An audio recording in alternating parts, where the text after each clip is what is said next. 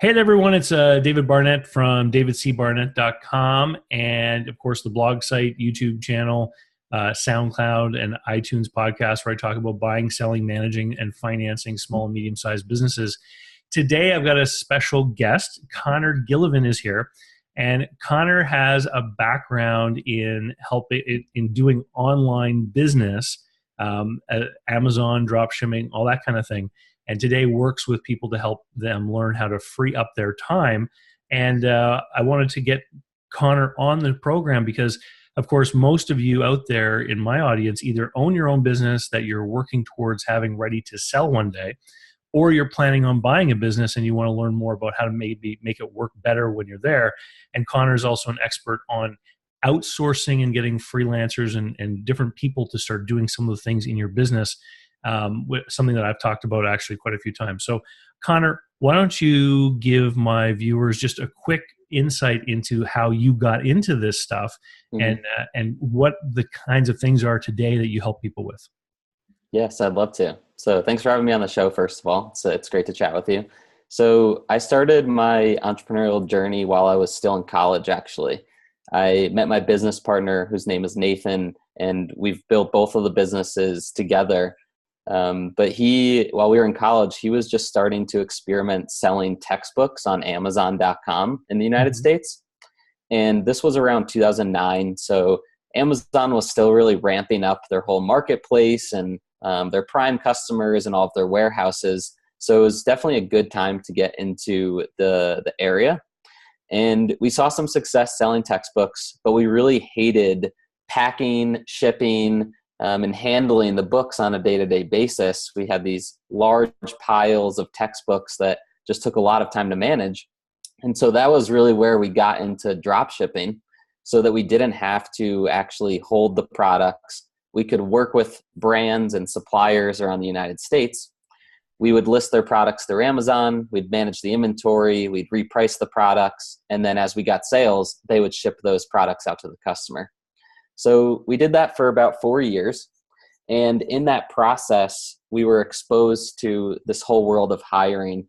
And, it sounds like you kind of talk about this a lot, and kind of setting up systems, setting up processes, and making sure that you have people in place so it's not all dependent upon you. And we hired some full-time employees. We hired some part-time employees. We had an office. And then we were exposed to this whole world of outsourcing and hiring freelancers from the United States and then other places of the world. And we were using websites like Upwork and Fiverr.com and Freelancer.com. And what we found was we were spending a lot of our time interviewing and vetting and trying to find the right people, pulling us away from growing the business. And we also ran into a lot of turnover because anyone could really sign up to those websites. So that was the core reason that we started Free Up. And that's how we're a little bit different today. So we have an internal team that interviews, vets, and tests freelancers that want to join. And then we only allow the top 1% of applicants into the network. And from there, business owners can request, hire, and manage them as they would on other marketplaces. But that's really how I got into this whole world. Okay. So, and it's funny because when people grow a business, maybe they're a solo person and they get to the point where they start wanting to have certain things done by other people. What they think about is not having to do those things anymore. But I think that one of the things people often don't think about is the fact that they will add something new to their plate, which is called managing the new person. Right. And then supervising them, making sure that they're doing the task correctly, et cetera. And of course, if the person doesn't work out, then you have to hire again. And in fact, one of the big things that I talk about a lot is that there are a lot of instances when I will meet business owners who really should have some more turnover in their business, but they don't want to take the time to invest in hiring a new person. And they end up with the wrong person in there for too long because they don't have the energy or enthusiasm anymore to make that turnover happen. One of the, and we're going to get into the outsourcing here a little bit, but one of the things that I noticed when I was doing some work and reading some of your blog posts is that you had a great blog post up there about drop shipping and some of the problems with drop shipping. And you made reference to some of the people that may be on the internet trying to teach people, hey, this is a get rich quick, easy way for you to set up a business overnight kind of thing and make a lot of money. And maybe you can talk a little bit about that, because you've actually done a drop shipping business that lasted several years, which means you must have been making money, right? And Sure. you understand how much work went into running that business. What kinds of things have you run into as far as people trying to promote the opportunities and some of the, I guess, misrepresentations that you see a lot in the marketplace from people who are, trying to take advantage of people that may find themselves in a little bit of a desperate situation? Yeah, definitely. So I think the dropship business model, I mean, it fits well for individuals trying to go that route, and say that it's a get money quick kind of scheme, because it really doesn't require much initial investment, since you are partnering with suppliers and you're not actually buying the products wholesale up front. So, you're not putting down $5,000 to buy products, then put them into a warehouse and have to ship them out to customers as you receive sales. But that's really only, one piece of the whole business model. The part that makes it really difficult is, everything else, actually setting everything up. So the way that we eventually looked at the business model was very much kind of a supply chain, so to speak. And so your first step is building out those supplier relationships. So, you find a brand, someone that's selling a toy for children. You reach out to them, you create a relationship, you let them know that you're going to sell it on Amazon or your own website. You create that relationship, and then they give you permission to actually sell their product. So that's great. That's awesome that you could get access to that without actually having to put money down. But then you have to list that product. Because you don't actually have the inventory, you have to keep it up to date very often so that you don't sell products that are out of stock. So, that's a big operation. And then you also have to, manage all of the pricing, manage the content that's going on with that. And then as orders come in, you have to send them over to the supplier correctly so that it gets shipped out to the customer. And when there's any issues, you have to deal with returns and a number of other customer service things. So, a lot of these courses, a lot of these people, they focus on the front end saying, it's easy to get set up. It doesn't cost a lot of money. You could do this easily and within a couple of months be making good profits. But they fail to teach the people about everything else that has to do with the business model. So that's kind of where that article came from, and just something I've seen over the years of drop shipping and people being in the industry. So in just imagining, as you described your experience, can you answer me this question? At any given point in time, like how many different products would you have listed that you were trying to manage? For us personally with our business? Yeah. So we had, at the peak of our business, we had over 500,000 products on our Amazon store that we were managing. So it was a good chunk of products. So in order for you to create a successful business that was producing a good profit so that you could take home a paycheck from running this operation, you had to manage like 500,000 things. So we took it to that level. I don't think you necessarily have to be managing that many, but you will eventually be managing thousands of products through a number of suppliers so that you can make those profits and make it a full-time income. Definitely. And I guess the reason why I wanted to ask you that question is I want to communicate to everyone who's going to be listening to this that these online businesses that get promoted so heavily are work, just like any other kind of business. Definitely. Right? Like there's a lot of stuff that has to be done. And if one of those listings isn't updated and then you end up selling something that, like you said, is out of stock, then you have to be investing time to communicate with that person and say, look, I'm sorry, you can't have it. We have to refund your order. Maybe there are costs associated with that. I know in certain industries, if people pay with a credit card, when you do a refund, the initial credit card discount is kept by the credit card company, depending on what industry you're in. So having to do a refund when you should never have taken the money in the beginning actually has a cost to it in terms of money and time. So now in Free Up, you're working with people about outsourcing tasks and activities to other people. What are some of the very first sorts of things that most people start to outsource when they're growing in their business? Yeah, great question. So there's a number of them that are very common, and it's kind of an easy way to work your way into the whole world of outsourcing and being comfortable working with remote freelancers. Just to kind of list a few, one is bookkeeping. So that's one that is common for all businesses. If you don't have the time to be handling that, it could be really nice to have that type of person. A couple others are graphic design, web design, those types of projects. If you don't have that skill set, it can be nice to have those people on call. And then a few other kind of in the marketing realm, you have like handling social media. So a lot of people may spend a couple hours there per day. If you have someone that already has experience there, that can be very helpful. And then also with marketing, lead generation. So every business is always looking for new customers. If you can teach someone a process on how to find you potential customers, it could be a great person to have on your business. And then off of that too is just content creation. If you have a blog, find a great writer who could help you handle that. If you're looking to improve the SEO of your site, there's a lot of experts out there that can do that. And then if you're looking to do some type of advertising, there's freelancers that have expertise in that as well. So those are some areas that we see a lot of businesses hiring people for. So, when you're going to bring somebody else into your organization to do work for you, there's that spectrum that goes from employee to contractor, and then I even say sometimes it goes further than that into a service providing supplier, right? Okay. So you could hire an employee and say, I'm going to pay you an hourly wage, and one of the things I want you to do is write a blog post. Right. Or you could actually have a contractor where you say, look, I need 5 blog posts a month, and I'm going to pay you X amount of dollars for each one. Mm-hmm. Or you could go to some kind of, say, a marketing agency and say, one of the things we need from you is blog posts. Yep. And all of those relationships are different.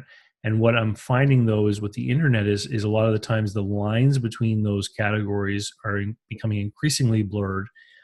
And the other thing maybe that would be, if you could, if you hire someone locally in wherever you are, then it's very clear that all of the different rules and regulations about employees in your jurisdiction are very much enforced. Sure. But if you employ someone in another country, then things change, don't they? Maybe you could talk a little bit about some of that stuff. Yeah, it's a really interesting topic to bring up, and it's definitely a topic of interest in the industry right now. I like to stay up to speed with what's happening in the freelance and gig economy. And so you mentioned kind of in your own country, right? So there's in the US specific, I know that the IRS, their Internal Revenue Service, their lines between a contractor and an employee are very gray. They have maybe like a 15-point checklist of how they would determine if someone is an employee versus a contractor. But it's very, this was created maybe 100 years ago. So it's very antiquated, out of date to what's happening today. So a lot of people are interested to see what's going to come of the next laws that are going to govern this whole world. And you see a lot of it happening with companies like Uber and Lyft and some of those other, ride sharing services where there's arguments being made on both sides. So nothing's determined yet, but it's something that's a hot topic right now. And then in terms of hiring people outside of your own country, to my knowledge, I believe it comes down to then their government laws and how they view that person as a contractor or an employee, and then how that would impact you as a business hiring them outside of their country.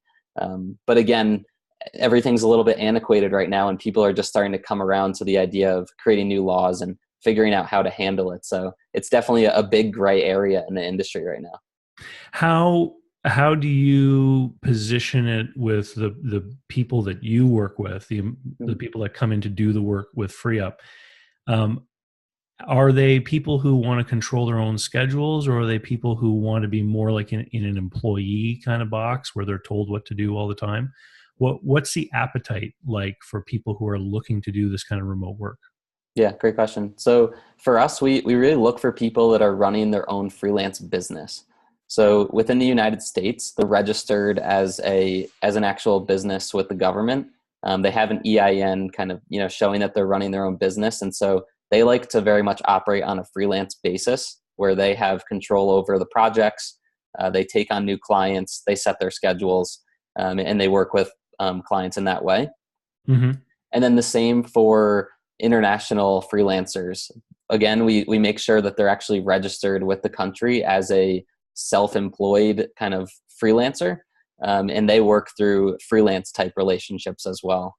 We have only freelancers through the platform. We don't have any type of employee relationships. Oh, okay. Mm-hmm. So I've got experience hiring people remotely to do projects for me. So, Sure. I have this thing that needs to be done, and I look online to some of the platforms you mentioned earlier, and I found people who have experience with that, and you can kind of see a Mm-hmm. portfolio sometimes and say, yeah, this is clearly a person who has the skill to do this. I engage them, they do the project, they get paid. It's easy, right? Mm-hmm. Now, for people who want more of an ongoing relationship, so they want to actually take some of the functions in their business and get somebody else to do them who may be in a far off place. Yep. Does that make it a little bit different? Like how do you find that it's easier or more difficult to manage? And how do you manage people that are remote having access to some of the systems or information within your business? Does that lead to new concerns? Yeah, good questions.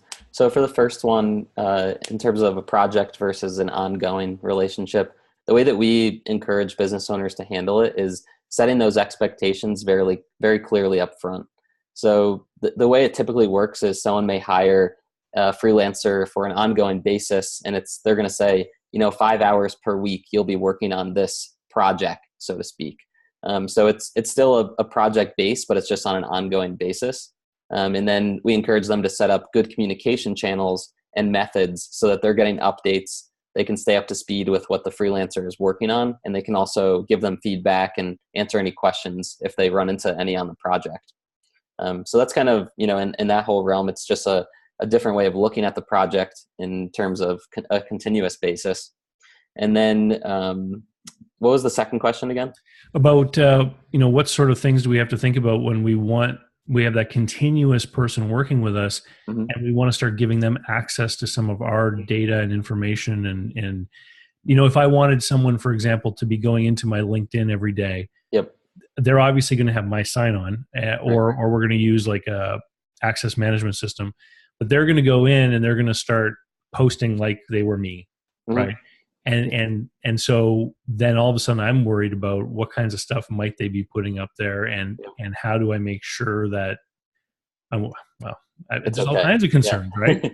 About data, about is someone going to download my contact list and sell that email list to somebody else? Like, all kinds of stuff could happen, right? Totally. How do you manage those problems? Yeah, definitely. So through us, from our experience, we've been doing this for 5 or 6 years. We really haven't had any malicious attempts, which is great. It's definitely possible that they can happen. What we found with a lot of the freelancers that make it into the top 1% of our network is that they're way more focused on building their business and having good relationships with clients than trying to steal information and benefit from it some way or another. But a way that business owners can mitigate it as well is once you hire them and you're giving them access to certain accounts, usually you can limit their access to a certain extent. I know we work with a lot of people that sell on Amazon and Shopify and other platforms, and there is ways that you can, just give them view access or just give them access to certain areas of the account. So we encourage people to do that as much as they want to, so that they feel more comfortable with that person until they have a good trust factor built with them. So your business, FreeUp, would it be analogous to an old school employment temp agency kind of business that you might have in your local city, where you go to them saying, I got trucks coming tonight. I need some guys to help unload the trucks. Can you send over some strong fellows? And so in that scenario, the company would get a bill from the temp agency, and then the temp agency is paying those workers. Is that the kind of model that you use, or are you creating a direct relationship with the employers and the freelancers? Yeah, so it's similar to that, but the business owners and the freelancers do create that direct relationship. All the billing does flow through us. But a business owner would come to us. They would say, I need someone to help me with my social media. We would go into our pre-vetted network, find someone that matches up with their budget, with the details of their project. We'd introduce them to that person. They can speak with them, ask them questions, see if it's the right fit. If they like them, they can hire them and they can view all the hours right through our software. And then if they don't like them for whatever reason, they can give us feedback and we'll introduce them to someone else. So there are some similarities between the business model, but just a little bit more modernized as well. Okay. And so one of the concerns that many employers have, of course, is that if you're hiring someone, maybe paying them by the hour, how are you sure that they actually are doing the work that they're billing you for and things like that? So do you monitor the people doing the work in any way? I mean, and that's what makes it different than project-based, right? Because if the project is done, it's done, and whether it took the person 8 hours or 10 hours or 20 hours, you don't care because you're paying based on that project. So do you do anything to sort of measure and make sure that people are accountable for the bills that they've issued to you? Yep, good question. So right now, all freelancers are required to leave notes on any hours that they actually log in with a particular client. So that gives the client access to what they were working on in that day, what issues they ran into. And clients can also ask freelancers to add specific notes based off of what they want. And then we also encourage business owners to set up daily check-ins if it's an ongoing basis. Have them reach out to you on Skype or whatever communication channel you have to share those updates once they've finished with a number of hours on a specific task.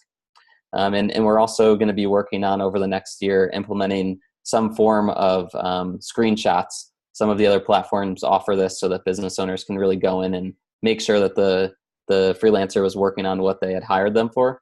And so we're going to be looking to implement that as well. Okay. Now, out of personal curiosity, ever since I read the book 4-Hour Workweek by Tim Ferriss years ago, Sure. I've been fascinated by the idea of people that travel around seeing the world while doing work and earning money. And I saw it firsthand myself when I was in San Francisco a couple of years ago. I was traveling by myself, and so I stayed at a backpacker hostel, which I like to go to when I'm traveling alone, because then you meet new friends and say, hey, let's go to the pub tonight, or you want to go to Alcatraz tomorrow or something like this. And what was fascinating to me is that there were people from other countries that were touring the US, and in the morning they had all their laptops out and they were doing their Fiverr gigs and they were doing their different online sort of work things to earn money so that they could eat that day. And so do you have a lot of people in your pool of labor who are these types that are traveling around? And yeah we do. We have my business partner just did an interview with someone who does exactly that, just travels around and stays in countries for certain periods of time and works there on visas and then travels to another place and keeps working. So we do have a lot of people that live that nomad lifestyle and are really enjoying the world of traveling while also tapping into resources like FreeUp and other platforms to find work. Yeah, cool. That's cool. So Connor, if people want to learn more about your particular business, why don't you let everyone know how they can get in touch with you, and then we'll say thanks. Sure. So you can visit freeup.com, and it is with 3 E's, so FREEE up.com. And then if you want to get in direct touch with me to talk about outsourcing or talk about your business, I'm happy to speak with you. My email is connor@freeup.com. And then I'll also give you a link to my calendar that you can include in the show notes if anyone wants to set up a time to chat. Yeah. And so on the blog or on the YouTube play screen in the notes down below, I'll put that link that Connor is referring to. And I want to say thank you, Connor. Thank you very much. And if for any of you guys out there, if you're not sure about what kinds of tasks you want to outsource to someone, one of the things I would encourage you to do is do my online course, which is called Build a Business That People Will Want to Buy, because it's all about creating organizational charts and developing those job descriptions and task lists. And once you have that chart in front of you and you can see all the different roles within your organization, even if you're a one-person operation, you can say, look, if I hired someone, I would give them these 3 roles and that would encompass these tasks. And it's already put together for you. So when you go to work with someone like Connor and they say, what sort of skills do you need? You can say, look, these are the tasks that have to be done. and it's already laid out. And people can get that at Easy Small Biz, B-I-Z, easysmallbizsystems.com. Thanks a lot, Connor, and best of luck. Thanks a lot for taking time to talk to us today. Yeah, thanks for having me on the show. All right, bye.